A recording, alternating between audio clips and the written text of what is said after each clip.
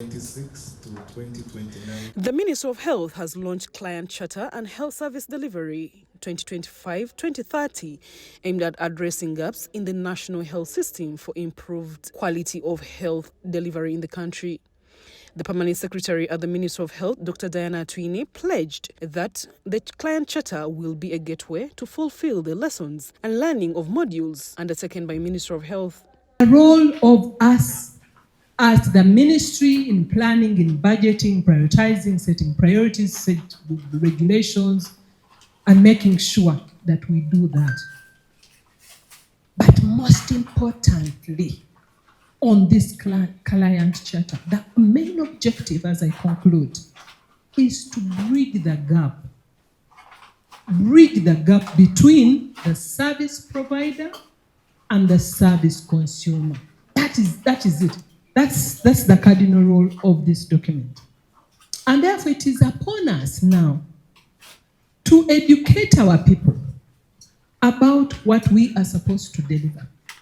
Not just outside, but even in the ministry here.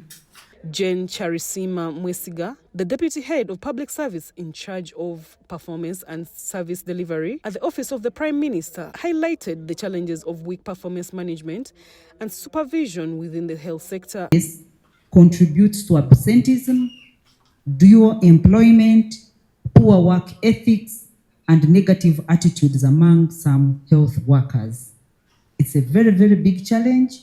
You will go to these health facilities, you realize that government has spent a lot of money in terms of recruitment, in terms of enhancement, but most of these health workers are not at the station.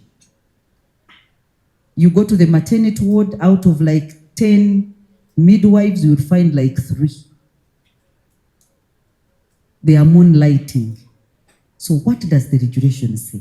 The top management of Ministry of Health emphasized on the increasing awareness and overseeing the overall implementation of the service delivery standards using the established mechanism for planning, monitoring and evaluation, including the periodic performance reviews undertaken by the Ministry of Health.